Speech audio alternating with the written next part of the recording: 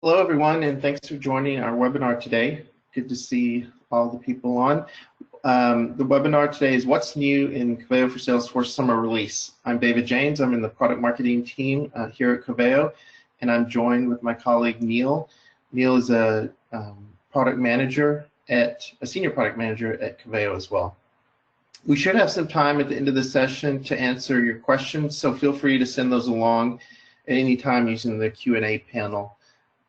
Today's session will be recorded and we'll send that out to you within 24 hours after the webinar concludes. And finally, there'll be a brief survey at the end of this session. So please let us know how we did and let us know if there are any topics you'd like to see us cover in the future. For those of you who are just joining, welcome to the session. We're pleased to have you here. And with that, we'll go ahead and get started with what's new in the Coveo for Summer release. So if we go to the agenda slide, Neil, great, thank you. So we have a few things to cover. We're going to talk about some of the release themes, just to kind of put all the features into some context so it's easier to understand. Neil is going to do the features walkthrough. We'll go a little bit more in depth on some of them, and then we'll do a live demo of a lot of the features, and then at the end, we'll leave time for Q&A and open discussion. So feel free to send those questions in. We really like getting those. Next slide.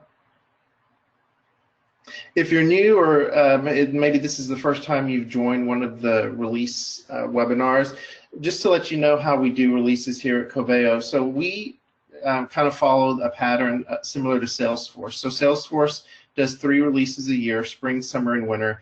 And we usually follow up with a Coveo for Salesforce release usually 4 to 6 weeks after it goes live. So when the summer one went live, 4 to 6 weeks, give or take a few days, you can expect that release to come up. So let's go into the summer 19 themes. So like I said, there were a lot of features and functionalities that were delivered in this release. So instead of just giving you a kind of a laundry list of all the features, we wanted to group them into some themes, and the biggest one is really about delivering deeper agent insights and being able to create knowledge. And this is all done within Service Cloud and in the Agent Insights panel. So we're letting agents see what customers' online behavior is, so they can deliver a better experience, and also the ability to create knowledge directly in the Insight panel without ever leaving your Service Cloud or your Insight panel. And then on the self-service side, it's all about delivering more personalized self-service experiences. So we'll show you how you can start to recommend content with the new recommendation component within Lightning. And then the final one is just expanding the different use cases of what Coveo can do. So you'll see we're in a lot more clouds, we're in a lot more industries, and we're also getting into the commerce space as well. So with that, I'll turn it over to Neil, and he'll go into a little bit more depth of these themes and then do a demo. Great, thanks, David. So let's jump in. Again, my name's Neil. I'm a senior product manager with Coveo, and I work on our Salesforce line of business. So very excited to have this release out and to see these features come to fruition. Really interested in what customers are going to do with these and how it's going to enable them to serve customers better and provide a great personalized experience. First step, or first thing we're going to look at is this integration into agent insights and knowledge creation and how we're making that better. So I'm going to show you some of these things. It'll obviously be a bit more interesting to see them live, but just know that user actions, being able to understand what customers have done across multiple sessions, and exposing that to the agent, as well as a viewed by customer icon. These are really giving agents tools to be able to understand how their customers are interacting with content and providing them with the insight to be able to speak intelligently about these things. And I'll show you what those look like. Also, we've included a new create article button, so it can be added very easily to the insight panel and start that Lightning knowledge creation process. And we've created a new custom results base action component, which will allow you to build new actions for results. And I'll show you the out-of-the-box ones that we have. And so now you can go ahead and build new ones to extend on that. So I'm going to flip into a demo org here. Perfect. So maybe I'll just go full screen as well. So here we are in the Lightning Service Console. I have a case in front of me. We've got an issue with tire replacement and some information about it. You can see I've already got some content attached to it. But what I want to show you on the right side is the new user actions component and the viewed by customer. So you can see I'm getting relevant recommendations, but I'm also seeing that this top result has been viewed by my customer. And so this is right in line with the results. If I actually search for something else, if I'm a little more specific, as I search for other content, I'll see, oh, you know what, actually these first two have been viewed by the customer and this third one hasn't. So maybe I can actually share this with the customer and get them to look at something that's new and fresh. If I want to see everything that this customer has done, again, just remember this is a demo sandbox environment. So there's a lot of activity from testing, but you can see here we've got all the content that's been clicked, all the queries that have been performed, and I can actually open these documents and fire any of these queries. So for example, I see that, hey, you know what, they while they were going through and looking, they were searching for bike trails in Canada. I can actually search that query just by clicking it, and it's going to return me the results. So actually look, here's a knowledge article and the customers viewed this as well. So I'm not going to share that with them, or maybe I'll say, I see you viewed this, did you have any questions about it? So it really arms the agent with the tools to be able to understand the journey, to be able to speak with confidence about what the customers interacted with, and it really gives them the tools to be able to find this information quickly, as well as see all of the activity in the order. So I can see the whole, even beyond the session, the entire activity of this user, up to 2,000 events in order. So I can see, they search for replacing a tire and then they open this document. So really helps them to understand the full journey. And I'm just going to hop into the code for a second here and show you on the actual editing side of it, how do you add this, how easy it is to actually add it. So we've got the two buttons here for create article and user actions. And you'll see here just in the code view, it's literally these two lines. So one for the user actions and one for the Coveo create article. So it's literally that easy to add and remove those. Of course, all of our documentation explains how to do it. You'll be able to find that really easily. And just lastly, I'll show you once you've added the knowledge article, create article button, it's pretty straightforward. When you click it, it starts the knowledge creation process. So you can go ahead and choose whatever articles you have content access to create, and I can just start creating that draft article. So three really great features in the Lightning console that are going to enable agents to be able to provide really great experiences for customers. I'm going to hop back out here. And again, if you have any questions as we're going along, please just pop them into the panel and we'll happily answer those. So just want to show, again, a bit of the value of these features, right? So understanding the content gaps that are seen in the insight panel, being able to understand and help agents or help customers with that and increase that agent adoption. These are the things that are really going to drive value for your agents. Being able to see that content in line and directly understand it as part of the user experience as they're going through and searching, really being able to see it as they're using the component that they're already used to. Again, the article button being able to respect the user's permissions and provide them an easy flow to be able to start creating content and encourage KCS, knowledge-centered service inside your organization.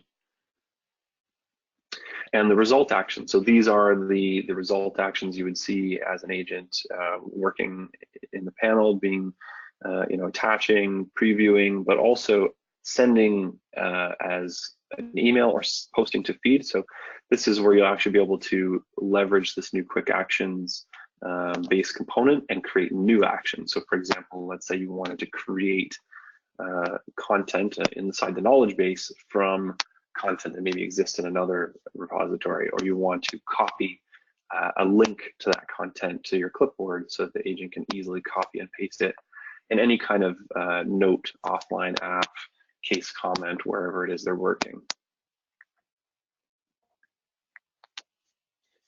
So next we'll move into personalized self-service experiences.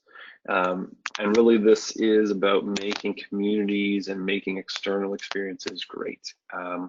So we've created a new community recommendations component. I'll show you how easy it is to implement that. We've gone GA, general availability, for our Einstein bots integration. So this was previously in beta and available through our GitHub. It's now part of the package. So when you install our latest version, you'll be able to go ahead and get started and integrate Coveo into your Einstein bot. We've also included dynamic navigation experience as part of our latest package. So this is the ability for users to not only have ML on their results and their queries and recommendations, but now actually influence the facets, the filtering, and the selection of those values based on what they're searching. So it's really about making it easier to find the right tools to be able to filter and get to the most relevant content. And finally, lightning flows. So I'll show you an example of what that looks like, but being able to present those lightning flows in results in context of the user and what they're searching for, and allow them to be able to open and start navigating that flow directly from their Coveo search experience. So the community recommendations, I think the coolest part about it is that it's our very first Lightning Web component. For the people on the call that are familiar, it is something new, a new framework for building Lightning components, and we're excited to be working with this. Our developers have really enjoyed working with this, and they're finding it easier to develop. Our customers are going to find it easier to work with, and we're looking forward to making further improvements and eventually making all of our components in this new framework. So very cool. I'll show you what that looks like and how to implement it. And you might already be using recommendations in as part of our JavaScript framework. And what we've done is we've now put this into a Lightning component. So very easy to implement, drag and drop, few clicks, and you're set to go. Einstein bots, really the value here is you've got customers that maybe are now using your brand new Einstein bot, but you have a lot of questions that are coming in that are not handled as part of the bot flow, like you haven't mapped anything for them. Well, the goal here is to be able to leverage all the learning and all the relevance that you have in your Coveo UI and bring it right into your bot. So customers can ask a question and get content that's highly relevant, and that's influenced by your volume of activity on your search page, but it's also reportable. So you can actually understand the journey as someone's gone from the bot into the search page or vice versa, and really start to understand how you can make that better and what type of questions are coming up there. The dynamic navigation experience, this is an example of how a query for mouse can actually assume that you want to filter on that category. You don't want to see keyboards if you're searching mouse. So we can start to learn and actually make adjustments to not only the things that we select, but also the order. You can see that the mouse is the top value in that category facet. So we're applying machine learning in a new use case. It's going beyond just the search box, the results, and the recommendations. We're now moving it into the actual faceting values. So really just filling out the whole experience with machine learning and AI to provide a very relevant interface. And lightning flows, again, you've got a guided navigation way to solve a simple problem, and you've got a flow built for it. You want to make sure that people are seeing it. We can now surface those inside a search interface, and when the user clicks on it, it'll actually action the flow and they can start going through the steps.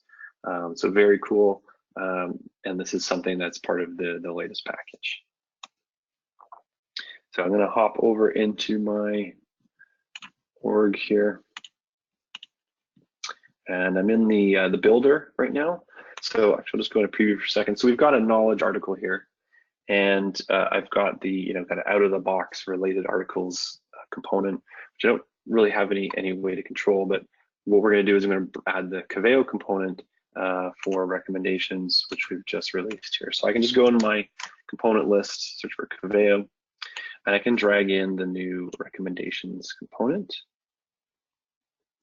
And so this is our new component here. We can give it a new name so that we can uniquely identify it. And this will be good for being able to tie to the query pipeline on the back end. I'll show you real quickly.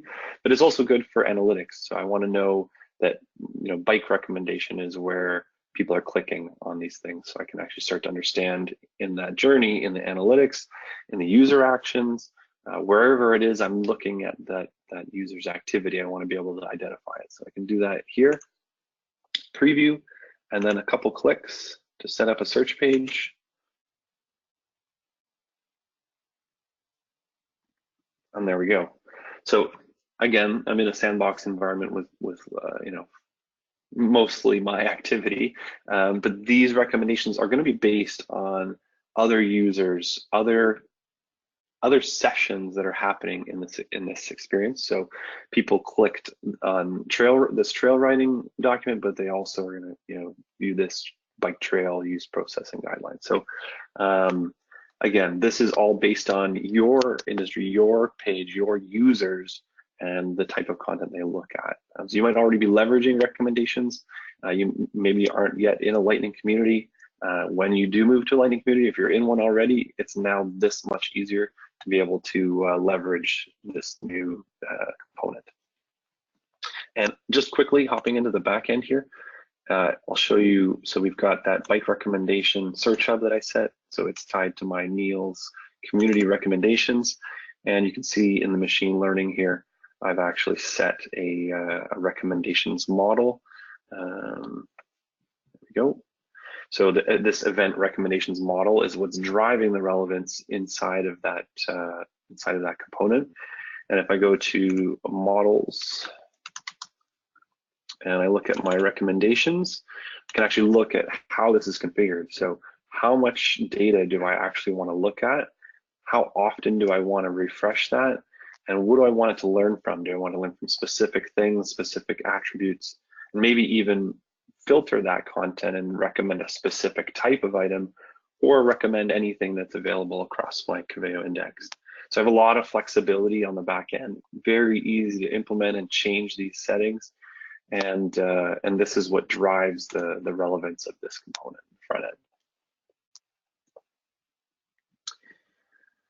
Okay, I'm gonna hop back to my slides here, and we're gonna cover the last theme, which is this move into more use cases. You probably saw it in our last release. Again, we're doing it here. So we've brought a new App Exchange package for Coveo for B2B commerce. This is a new package. You'll find it when you're searching for us on the App Exchange. You can download and get started with that. I'll show you an example of what that looks like.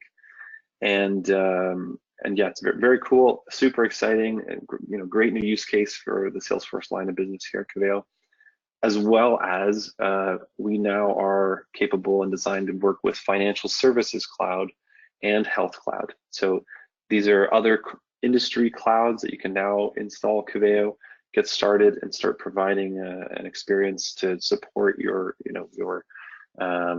users in those different industries.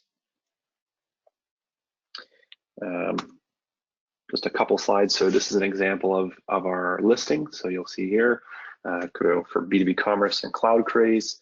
And it's really about bringing that experience to the B2B commerce use case. And on the financial services and health cloud side, you're not going to see a new listing, but what you will see is on our existing listing. That's a poet and I don't know it. On our existing Coveo for Salesforce listing, you'll see the design to work with Financial Services Cloud and Health Cloud. So this is kind of giving you, confidence in the fact that we've gone through the validation and we've been able to get these added to our listing. And you'll also see us inside the industry collection. So when you see at the top of the App Exchange, you can find us there as well. Let me hop into my B2B org. So this is my B2B commerce site. We've set up a Coveo search page. You can see I'm getting a great user experience here, being able to toggle between a really vibrant card view and list view if I want. I can search for other queries. I can get my type ahead as I'm searching for something. I can kind of misspell coffee, but I'm still going to get those great query suggestions. Maybe I'm looking for medium roast coffee, so I can find exactly what I need. Again, I can toggle between different views. I have all those facets, and we're going to bring that capability to the faceting, the dynamic navigation, so we're able to provide really highly relevant information here. And so yeah, it's really about bringing the machine learning, bringing the rich interface, and bringing the easy configurability, right? So implementing a really rich search page because we've built on this already. We've created something that we can reuse and easily bring a lot of value to B2B commerce. So really excited to get started and get moving on this and see where this this part of our line of business is going to take us. So that's really what I wanted to show here for B2B commerce. Again, if there's any questions on this or the other items, please pop them in and we'll happily answer them. Just a couple last slides here. So we've shown you a bunch of new features, maybe not even gone into in-depth into all of them. If you're looking for more information on new features, you'll find them all on our Coveo Cloud New Features page. You can literally just go to our site and search for new features. Also, you can use the link on your screen there. Our release notes, so you'll find all the release notes there where each feature is released, and documentation links there as well. We have a new chatter group. So this is a new group on our community called Coveo Connect. This is a Lightning community, super proud of it. We've done a lot of work to make it really great. And this chatter group is specifically for release readiness. So if you're looking to kind of keep up to date on what's new, what's exciting, things like this webinar, any events or things that we're going to be doing, we're going to be posting them in there, and look for new content there. And finally, we have a release web page where you'll find links to pretty much all of this content, and you might have even found the webinar there. So lots of good information. The videos especially, really proud of those. We did 3 new videos for the summer release, kind of going into some of these features. And so feel free to have a look at those, share them with your colleagues. And I really appreciate your time and your feedback on those things. So on that, I'll wrap up and pass to David, and he can round us out here. Yeah, thanks, Neil. We got some good questions coming in. A lot of them around user actions. So the first one is. Do we want to cover the questions? We have one last slide there. Sorry. Oh, sorry. I'm sorry. Yeah, go ahead. Yeah, I'll let you take this one. Okay, so we're going to be at Dreamforce. Sorry for the confusion. We'll be at Dreamforce November 19th through 22nd. We'll have a booth on the expo floor and some meeting spaces. So if you plan to be there, or some of your colleagues plan to be there, definitely hit up your sales rep and get a meeting booked, or check out our website in the coming weeks, and you'll see some specialized pages so you can see everything that we're doing there. And we have some cool side events for customers too that you may want to check in. And then also download the latest package. So if you go on to App Exchange and search for Coveo, it'll come right up, and just make sure you download the latest package, and you will get all the features, the latest package has all the features we just covered in the summer release, I'll put it that way. And with that, let's turn over to questions, because we have a lot of them coming in. So awesome. First one is, does the user action feature require or only work with Community Cloud? Great question. So no, the user actions component is a representation of any of the user's actions across any Coveo UI. So when you open that case and you have a case for, in my case, nkostecki@coveo.com, any of my actions across any of the interfaces are going to be registered there and visible, so it's not dependent on a community. But of course, the example I've shown you there is where we've got it configured in a Salesforce community, and it works great there as well. So yeah, it's short answer. It's not dependent on it. Okay, and then following up on that, does the customer need to be logged in to the website for the agent to be able to see their user actions? So there's two parts to this. The user actions API, so what's driving and pulling in those actions into the console, into the user actions component, is again, like I said, searching based on the email address. So we're able to look at all the events that logged in user had. A second part of the user profiling is that we're building, obviously enhancing more of the API itself, and working towards user stitching. So what that means is we're able to then start looking at an anonymous user. So for example, the user that logged in, we're going to have all that as one visit. That's pretty easy to do. To be able to say, like, the visitor ID is the same across both of those.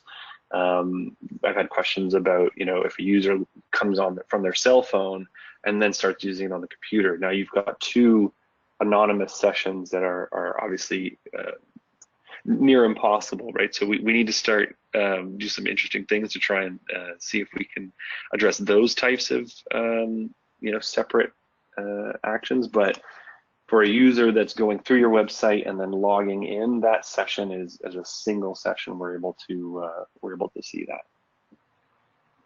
Thanks. So someone asked, how do you price for these features, or is it priced by QPM? The user actions component, so a lot of features we showed. The user actions component and viewed by customer are all part of the integration. So there's no query that's done by opening that component or seeing the viewed by customer icon. If an agent searches, like I showed you, when they click and they do a query, agents are licensed, so there's no additional cost because the agent's already licensed to use the insight panel. For the recommendations are, I don't have the details on me right at the moment, but recommendations obviously are recommendations per month. There's an association there. But most all the other features, there's not really an entitled, like a query per month requirement for those. Okay. Or how about like on the Einstein bot integration? Oh, so the Einstein bot, yeah, it would also be queries. So yeah, if you are sending queries from the Einstein bot integration, it's just a queries per month allocation. So if you have a community and you have a certain number of queries already, and you have some buffer and some space there, it'll just come out of that. There's no additional license or anything required to use that. Okay. And then one other question is, are the user actions, actually we have two more, are the user actions specific to Salesforce only, or can we add those tags to a Sitecore instance to know if the user viewed specific content? Same idea, yeah. So based on the user is identified by in this case, the user that created the case. So when we look at that Salesforce case, the created by was me, or it could be whatever other user email. That's what's going to tell the component to check against what we call the user profiling service. So as long as that user exists, no matter where they came from initially, if I've logged a case, and again, we're obviously talking Coveo for Salesforce here, right? So I've logged a case into Salesforce, but somewhere along the way, with that same email, I was on the big company's website, in Sitecore, and my username is also used on those events. They're all going to be attributed to the same persona. So we'll be able to see those. So it's not necessarily dependent on having a Salesforce community or being a specific ecosystem. It's about being on a Coveo UI and having that, having that session, having that username available there. Okay, thanks. And then we have a few questions about the recommendation component. Can you customize the look of the recommendation lightning component within the community? So there are some limitations on customization. I don't want to say for 100% certain. I feel like I need to follow up on this one. One of the reasons is because it's a new framework. So I know that some of the customization, like for example, passing a context to be able to say this recommendation is on a product page. I believe that's one of those customizations that we're actually part of looking into the early ways that we can start to customize using Lightning Web Components. Visually styling, changing the CSS, I believe, is possible. I will follow up, and we'll whoever asked that question will follow up with a 100% answer on that one. But just know that with Lightning Web Components, because it's a new framework, it's something new. There are some things that are not yet parity with the original, what they call Aura components. So we're definitely working on that. There'll be a phase 2 to improve and start to bring all those customization capabilities to this new component. But there is no previous Lightning recommendation component. So this is, obviously your best and only bet to start getting, started with a recommendations component with this drag and drop click to code kind of enablement. And we'll be bringing those enhancements as soon as we possibly can. So yeah, it's definitely something that we've heard even from our teams internally. We have a lot of people interested and want to start doing some great things with it. So we'll be working on that ASAP. Okay. And then just real quickly, because we're running short on time, is on the recommendation component, is that pulling the data by user navigation and not by related article? Exactly. It's user navigation. It's based on previous behaviors. So if you are viewing similar content, right, or viewing content in a session, and another, obviously it's not necessarily 2 people, but let's say, like 10, 15 people tend to view this set of articles in the same sort of sessions. They do the same sort of searches. They do the same sort of clicking around. We're able to look at that. We apply machine learning to those sessions and those user actions to understand and derive these are the documents that are most often viewed together in relation to the thing that you're looking at right now. So when I'm looking at a knowledge article that's about looking for mountain biking trails, I might also see about trail maintenance, and I might see a video about trying to find the best trails. So it's not just about it's not a static list, and it's not most popular. It's about documents that are highly valuable and that are viewed in similar sessions. Perfect. Thanks. Okay. Well, thanks for all the great questions. We're running out of time, so I think this is a good time to wrap up. For those of you who sent questions and we could not get to them or we didn't fully answer them, we'll follow up with you via email. So we have your email information when you registered, so we'll make sure you get an answer on any of those questions. Thank you so much for attending, and have a great day.